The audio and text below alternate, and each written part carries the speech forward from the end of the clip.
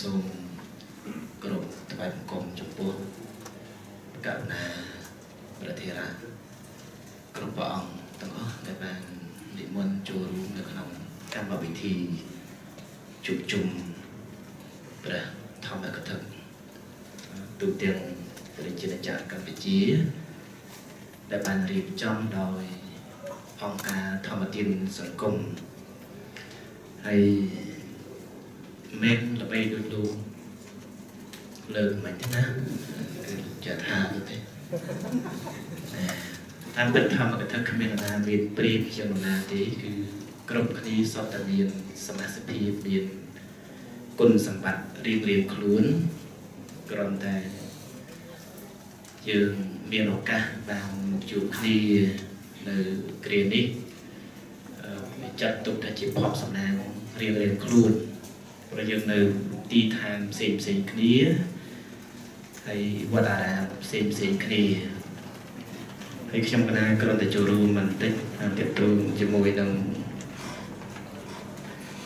ការថ្លែងអំណរគុណរបស់អង្គការធម្មទានសង្គមផងដែរសហការជាមួយនឹងបងយាយវរៈដែលជាប្រធាននៅទីនេះដែលបានចិត្តទៅគិតទៅចិត្តថាបានជាคนលឹះនាំជួបគ្នាខ្ញុំថាធ្លាប់មានដំណងចឹងដែរពីមុនមកប្រចាំឲ្យមានការជួបជុំគ្នាហើយមួយទៀតគឺពង្រឹងសមត្ថភាពអ្នកទេសនាគឺសូមឲ្យយើងអ្នកទេសនាទាំងអស់គ្នាមិនចាំបាច់តន្ទិញភាសាបាលីក្នុង3ដងឲ្យចាំស្ទាត់អត់មាត់ទេគឺគ្រាន់តែថាសិក្សាឲ្យបានស៊ីជម្រៅបន្តិចព្រោះពុទ្ធបរិស័ទគាត់ផ្ញើវាសនាកែតម្រូវនៅលើអ្នកទេសនាទាំងអស់គ្រប់អង្គគឺសុទ្ធតែមានសមត្ថភាពអាចជួយមនុស្សបានទាំងផ្នែកសង្គមទាំងផ្នែកសាសនាមិនចំពោះតែព្រះអង្គនិមន្តពីទីណាកន្លែងណាទេគឺសុទ្ធតែមានសមត្ថភាពគ្រប់អង្គហើយនេះដោយអ្វីដែលគុណចាស់បានលើកឡើងពីខាងដើមមកគឺសូមឲ្យយើងបានមានគម្ពីរនៃការខ្លះសំដីសាសនាគ្រឹះក៏គេមានគម្ពីរយូហានមានគម្ពីរបរិសុទ្ធហើយគេអានមាត្រារបស់គេគ្រប់គ្រាន់រីឯយើងបីដកល្អជាងគេអត្តកថាល្អជាងគេពេញព្រៀបដោយវេយ្យាករណ៍ដោយពាក្យពេចន៍ល្មមនិងសំជាយើងធ្វើធម្មកថា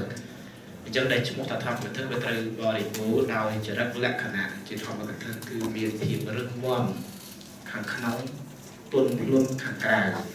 ឬម្យ៉ាងអាចនិយាយបានថារឹងមាំខាងក្នុងគឺជាសមត្ថភាពពិតរបស់ធម្មកថាមិនចាំបាច់យើងចេះច្បាស់ក្នុងវិន័យទាំង13ក្បាលដោយសូត្រជាភាសាបាលីដោយព្រះអរហន្តមុនដែលលោកធ្លុះធ្លាយក្នុងបរិស័ទវិទ្យាទេគ្រាន់តែយើងមានចំណែកមួយតូចហើយជារបស់ពិតរបស់តូចមិនប្រកាសថាមិនពិតទេព្រោះតូចវាពិតវាមានតូចនេះជារបស់ពិតអញ្ចឹងយើងរៀនសិក្សាបន្ថែមខ្លះព្រោះនេះជាចំណុចមួយដែលខ្ញុំកណាចាប់អារម្មណ៍លើព្រះអង្គមានថេរដីកាមុនដែរជួនកាលយើងអានថាជាធម្មកថាល្បីឥឡូវមានប៉ូស្មូតទៅផ្សេងទៅលើខាងកំពង់ធំអីមានប៉ូស្មូតមួយបែបទៅយឹកយំក៏គាត់ចេះធូរស្មូតហ្នឹងទៅយូរទៅកន្លែងចូលប៉ូបញ្ជុហ្នឹងទៅសំណុំពរចាស់ខ្ញុំកណាសុំកំងធូរនេះស្មូតធូរនេះបើយើងស្ដាប់ទៅហាក់ដូចជាមិនសូវសំប្រហែលនេះព្រោះវាដូចជារបៀបបាត់ចម្រៀងទៅហើយអញ្ចឹងសូមឲ្យយើងគ្រប់អង្គនឹងមានរបៀបគឺបើជាវិន័យក៏ជារបៀបវិន័យសតរបៀបប្រសូតក៏ជាប្រសូតសតរបៀបព្រះធម្មឲ្យជារបៀបព្រះធម្មសតយើងជួយគ្នាផ្ដល់ឲ្យគ្នាហើយចេះនិន្ទាគ្នាក្នុងបំណងល្អទៅវិញទៅមកដោយមិនមែននិន្ទាឲ្យអាក្រក់ឬបង្កើនកំហឹងខ្លួនឯងទេហើយមួយទៀតយើងចេះសរសើរគុណសម្បត្តិគ្នាដែលមានគឺគ្រប់គ្នាគ្រប់អង្គសុទ្ធតែជាមនុស្សហើយមនុស្សសុទ្ធតែជាព្រះសង្ឃទៀតគឺ អ្នកដែលធ្លាប់មានរឹកពីជាអ្នកអប់រំឬមានរឹកពីជាមនុស្សធ្លាប់ធ្វើល្អពីមុនមកនៅក្នុងនោះមានអ្នកសម័យក្រោយចំនួនក្រោយពួកខ្ញុំកណាគឺចាស់ហើយគុណចាស់ព្រះអង្គធំទៅព្រះអង្គចាស់ហើយរៀងខ្លួនគឺពឹងវាសនាប្រទេសជាតិវាសនាសាសនានេះនៅលើព្រះអង្គគ្រប់អង្គក្រោយនឹងឯងទាំងអស់តែនឹងត្រូវប្រឹងប្រែងឲ្យបានខ្លាំងជាងនេះទៅទៀតយើងកុំគិតថាយើងល្មមហើយយើងគ្រប់គ្រាន់ហើយយើងចេះដឹងច្រើនហើយគឺត្រូវបន្ថែមរហូតហើយចាប់អារម្មណ៍មួយត្រង់ថាយើងគួរធ្វើជាអ្នករៀនគ្រប់ពេលវេលាដោយមិនមែនធ្វើជាអ្នកសម្រាប់គ្រប់ពេលវេលាទេប្រឹងឲ្យរាល់ថ្ងៃប្រឹងវឹកហាត់ឲ្យរាល់ពេលបណ្ដាខ្ញុំបណ្ដាសូមអរជប៉ុនហើយអរគុណចំពោះការផ្ដល់ឱកាសពីគុណចាស់ស្រឹងសខាដែលបានទុកឱកាសឲ្យខ្ញុំសូមអរគុណសូមថ្លែងគុំនេះគ្រប់អង្គសូមអរគុណ